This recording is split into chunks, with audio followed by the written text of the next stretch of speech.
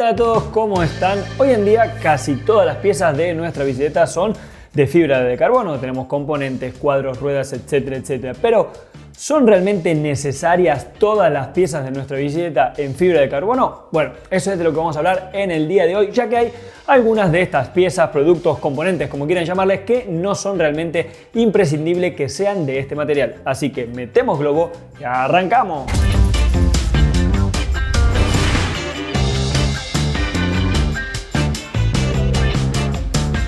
Antes de comenzar, una pequeña aclaración. Los productos que vamos a hablar, productos, componentes, accesorios, como quieran llamarlos, no quiere decir que no puedan ser de fibra de carbono. Si lo son, hay que tener en cuenta que estos productos tienen ventajas y desventajas y que quizás el desgaste sea mucho más rápido de algunos de ellos. Pero dicho esto, cada uno puede llevar lo que quiera, lo que el bolsillo le permita y lo que lo haga feliz. Así que comencemos.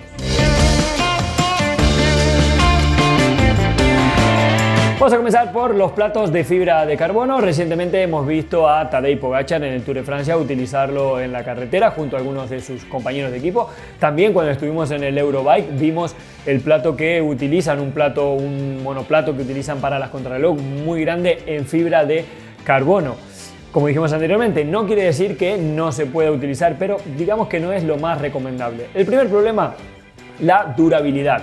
Estos platos por lo general suelen durar muy poco, ya que tienen un desgaste muchísimo más rápido. Los dientes son de fibra de carbono y por la fricción que tiene con la cadena, esto se desgasta bastante rápido. Los profesionales seguramente no tengan problema, lo cambiarán cuantas veces quieran, pero nosotros nos va a costar un poco más. Segundo problema, cuando utilizamos dos platos, la cadena sube y baja constantemente. Entonces el plato al final puede sufrir una delaminación. El plato está hecho por láminas de fibra de carbono y al subir y bajar la cadena puede que se rompa. Dicho esto, opciones. Hay platos de fibra de carbono que tienen los dientes en aluminio, titanio o otros metales que puede ser una buena solución. Personalmente he utilizado un plato de fibra de carbono en la mountain bike. La verdad que me ha durado aproximadamente unos 1500 kilómetros, así que bueno, sabiendo lo que el plato me iba a durar, estuve contento con el resultado.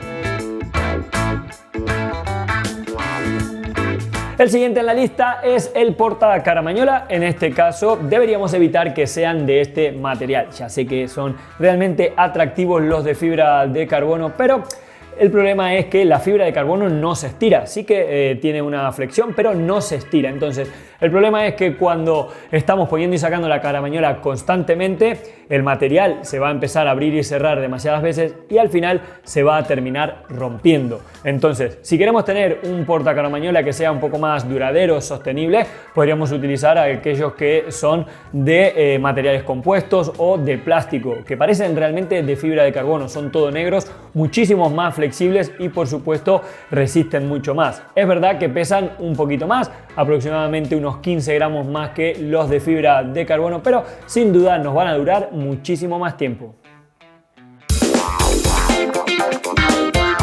Pasemos ahora a las ruedas de carbono, pero aquellas que tienen la banda de frenado para frenos de zapata en fibra de carbono. El problema aquí es que, bueno, al final la banda de frenado se termina desgastando, ya que hay una fricción entre el patín de freno y la llanta. Esto es realmente irremediable e inevitable. Puede que tengamos la rueda por muchísimos años y no tengamos ningún problema, pero sí que ha pasado a gente que se le termina reventando, ¿no? Se le termina explotando.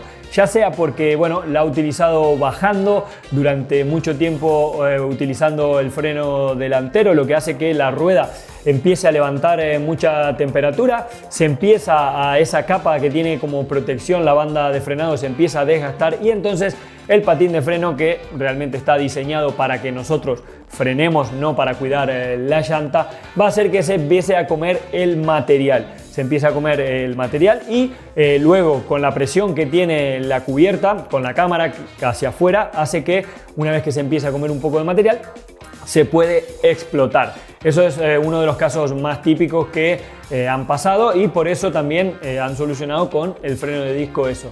¿Qué podemos hacer? Bueno, tenemos opciones de algunas llantas que son de carbono, pero la banda de frenado es de aluminio y estas son perfectas ya que no tenemos ningún tipo de problema ni cuando llueve ni con la temperatura cuando utilizamos demasiado el freno. Y si no, sería comprar unas llantas de aluminio.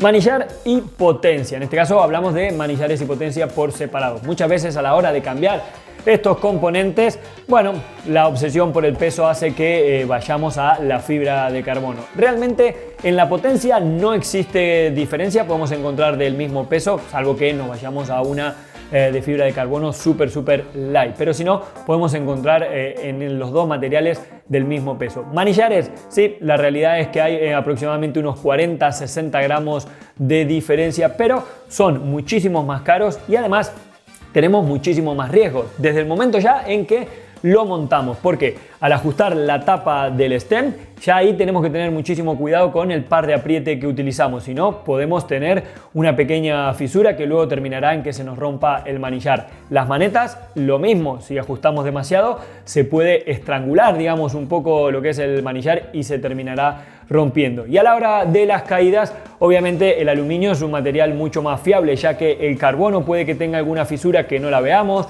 o no hayamos quitado la cinta del manillar y esté ahí abajo sin que nos demos cuenta y tarde o temprano se terminará partiendo. Desde mi punto de vista, si tenemos un manillar integrado de carbono, manillar y potencia, y nos gusta, perfecto.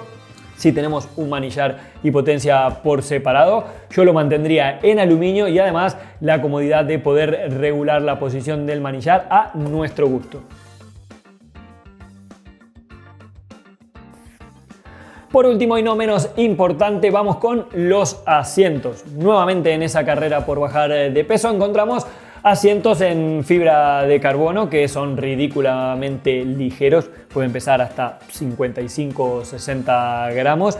Pero también tenemos los otros asientos que solamente vienen con los rieles y la base en fibra de carbono. Unos asientos que quedan realmente espectacular en la bicicleta, son muy ligeros pero cuestan bastante dinero. Una opción bastante más accesible son con los rieles de titanio.